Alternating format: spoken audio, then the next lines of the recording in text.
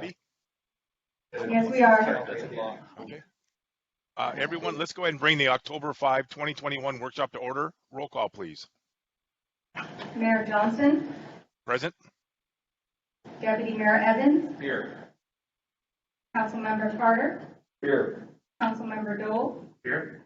Councilmember Ishmael, here, Councilmember McClymonds, Councilmember Swatman, Present. and Councilmember Watson. Here. Terrific. Welcome, everyone. I would like to ask for a motion to amend the agenda to put the executive session before open discussion, make it the first item of business. Is there a motion to do that? Move. Seconded. All right. Thank you very much. Any discussion? Yeah. All in favor, say aye. Oh, sorry. Councilmember McClymonds is supposedly going to be here pretty things, but there's no guarantee on that. I didn't know, is there one of the executive sessions first? It should be first, but Okay. there potential action. Sure. Okay. Yeah, no problem. I haven't gotten, I was trying to get a hold of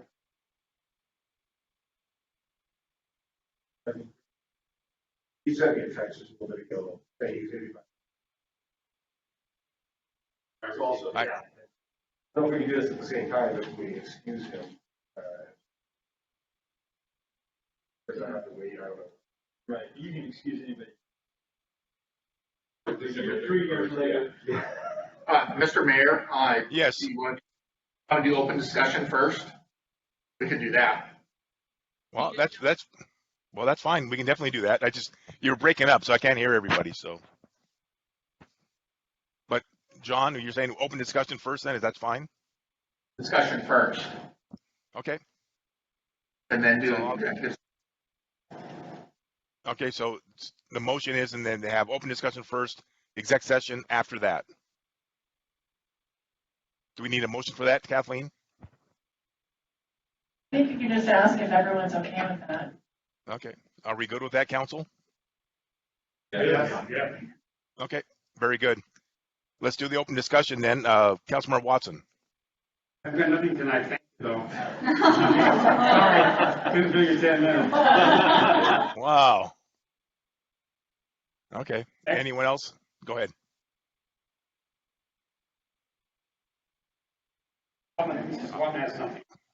Go ahead, Councilmember Swatman.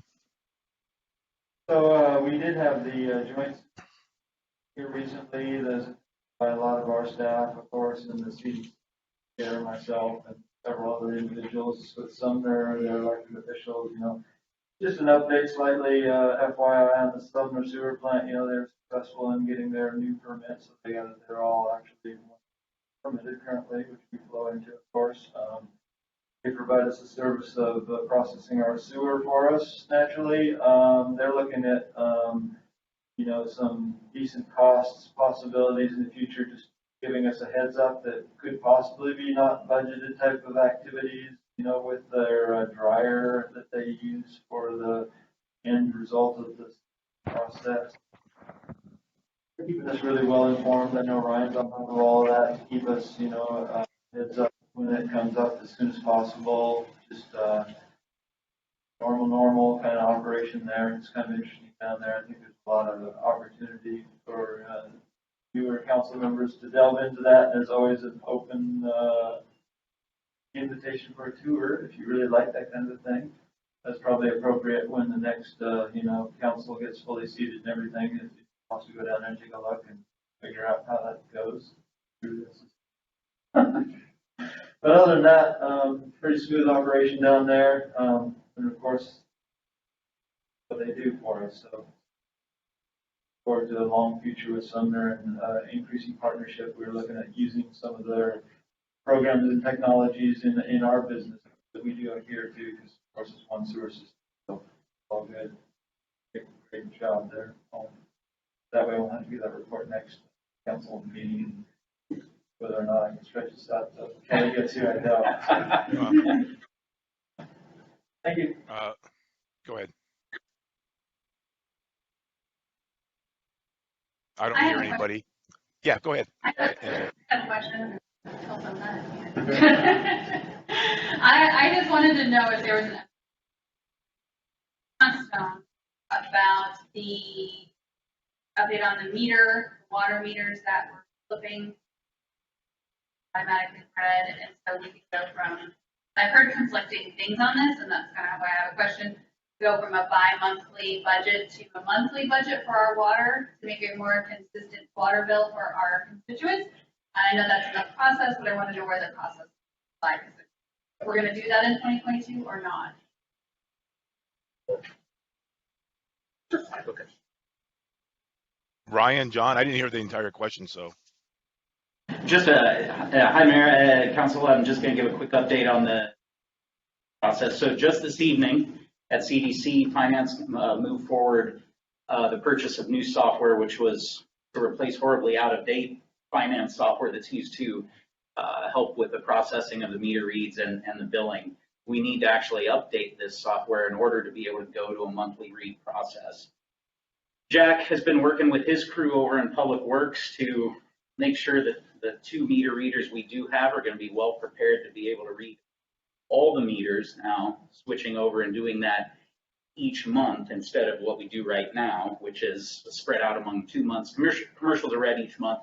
County and city residential meters are read in alternating fashion. So we are actively working on that. We're hoping that shortly after the first of the year, we'll be able to make that conversion over to doing the monthly read.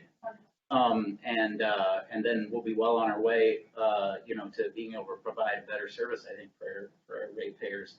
In addition to that, we'll also be discussing at CDC later this month, proposed fixed base radio system, which would allow us even more flexibility to read the meters much quicker. So more to come on that. Now, with that monthly adjustment from bi-monthly to monthly billing cycle, would that be for in-city residents or all of our customers? That would be for all of our customers. Okay. Wonderful. I think that will, once we do that, I think that will balance out. It will help our residents to budget better, do not get an overwhelming water bill, and be able to budget a monthly bill that's more workable in people's budget, rather you get a $500 bill or a $200 bill, big difference. Absolutely. Even though it's every other month, it still can really hurt. So I'm glad we're following through on that. So thank you for clarifying. Absolutely, and I can bring forward another update as we move closer to that if you'd like. That would be great, yes. Thank you, Ryan. Any other open discussion? Are we going to keep hanging out until Kelly shows up? Kelly's here. I'm here now. Oh, Kelly's here. All right. Kelly, any open discussion? No, sir. Thank you. Terrific. So I think we're done with open discussion. Consensus.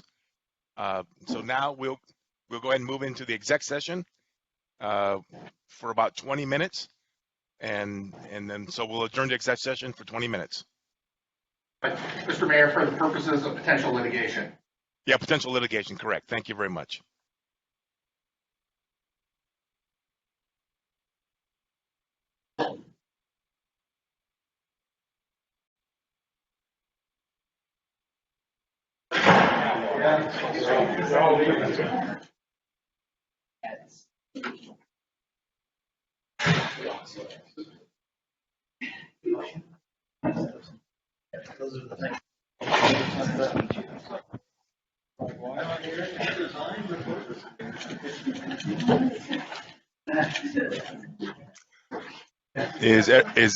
Is everyone back? Not yet. We're waiting for it to finish. Okay. Not me.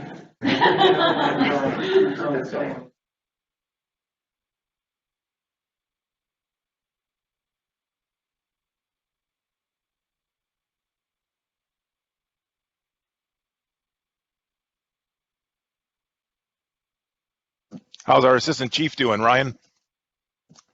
Right, thanks for coming. Good. I love seeing Darren every day at school when I go pick up Jaden. He's always hanging out.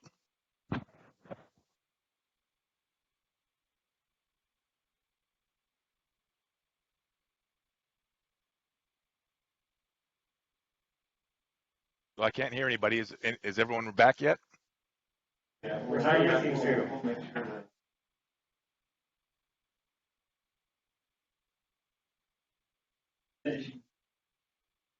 Okay, well, in and out, in and out. John, is everyone back? Yeah. No, we're still waiting for the deputy mayor. Okay. Oh, deputy mayor is back in the room.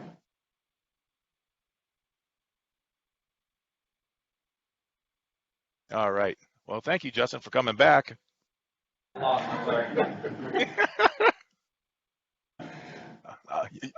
let's go ahead and bring the workshop back to order.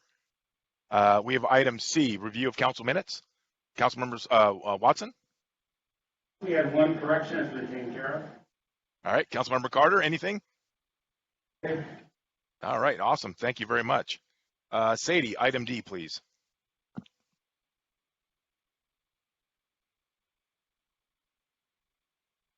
Item C, which is resolution 2980, the council motion would be to authorize the mayor to sign a letter of commitment and authorizing staff to submit the housing action plan. So moved. Second, any discussion? I don't see any hands. Do I see any hands? No. I don't see anything. Councilmember Ishmael. Oh, Mr. Vodovich? So, Councilmember Ishmael. Oh, there she is. Okay, go ahead. I have a question for, on policy C, makes reference to housing, on the half, to ensure that there's a significant supply of housing affordable to all income levels by maintaining supply of housing that is currently affordable to the median income, low income, and very low income households to work to ensure supply of housing affordability to households within Bonney Lake that make 80% of the Pierce County median income by 702 units. Does that, by going forward with this proposal, does that commit us to building 702 units of median income, low income, and very low income households within the city limits of Bonney Lake? This is a policy in the current comprehensive plan. So whether you go forward with the housing implementation grant, that's already in your comprehensive. That's in the plan, but is it an ordinance? Like, this is an ordinance that Well, we have to follow? It was adopted in the comprehensive plan back in 2015. That between over 20 years, we would work to add 702 housing units that are affordable to that spectrum, which is 25% of our growth. We've already added 408. Okay. So that's just a policy that's already in our comprehensive plan. It's just whether you do the housing action implementation grant or not, that's still in the comprehensive. This is just how we're working toward that policy that's already in the comprehensive. What happens if we don't? We don't apply for the grant, we don't do any of the work. So the items that are listed that were in the memo back on September 17th and discussed with CDC, which means we wouldn't update our SEPA code to make it more streamlined. We wouldn't update our design review process to make it more streamlined. We wouldn't look ways to make our code more or less regulatory burden. We would just kind of use our current SEPA codes and stuff that we have.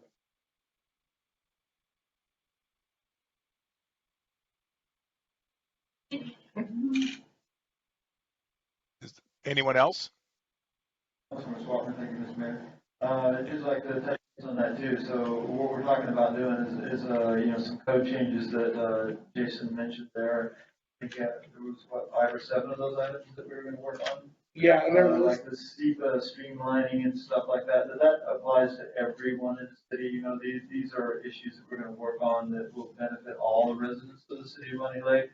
They're not centered on. I don't want anybody to think that they're centered on just low income housing or that, right? So they're to address all housing affordability levels within the city. So yeah, and we've identified those kind of carefully to make sure that we can benefit everyone in the city. So it does kind of broad.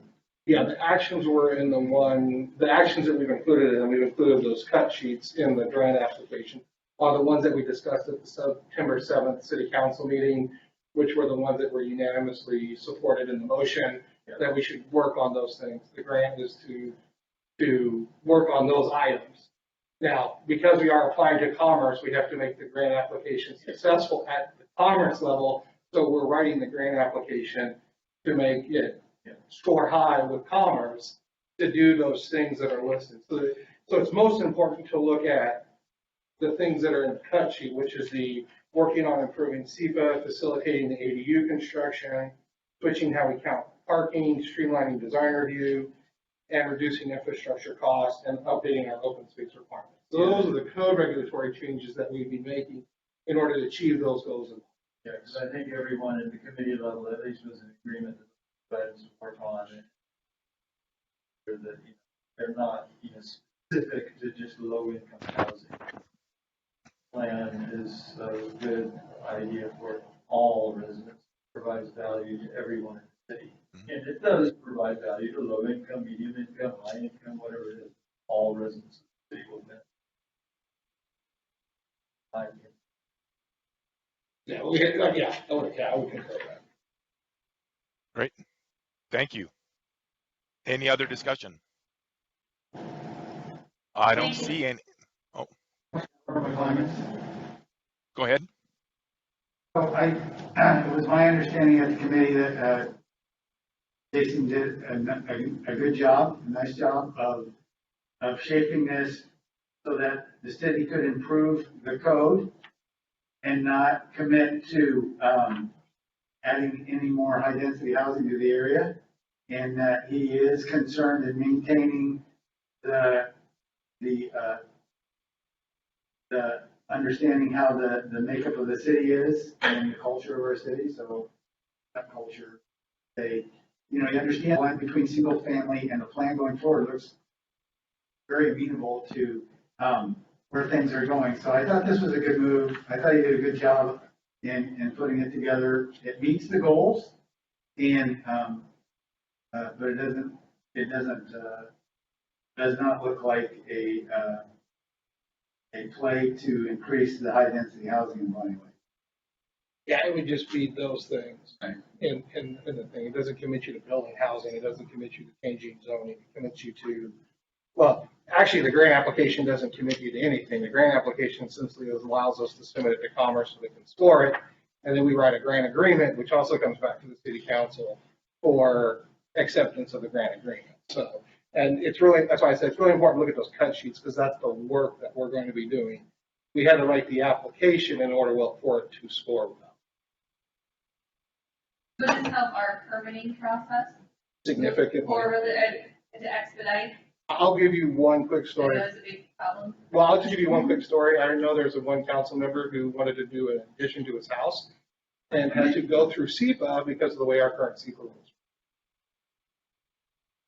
No, it was a very small house, very small addition. I think it was a garage addition. Critical area triggered the SEPA review process.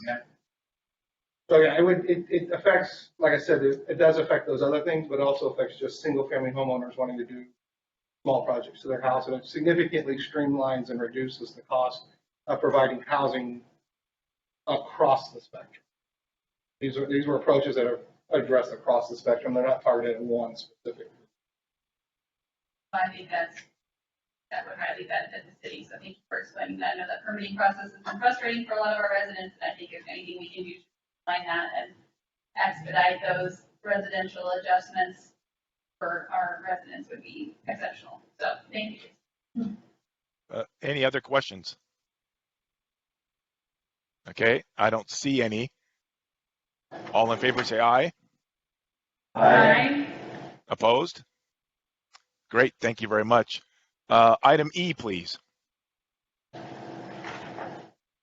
The item D, which is resolution 2980, the council motion would be authorize the mayor to sign a letter of commitment and authorizing staff to submit the transit-oriented development implementation grant. So moved. Is there a second? Great, thank you very much. Any discussion? I don't see any hands up from anyone. All right, don't see anything. All in favor, say aye. Aye. Opposed? Thank you very much. I don't see any further business before us. Thank you, everyone. Have a great week, and we'll see you next week. We're adjourned. He called that item E, right?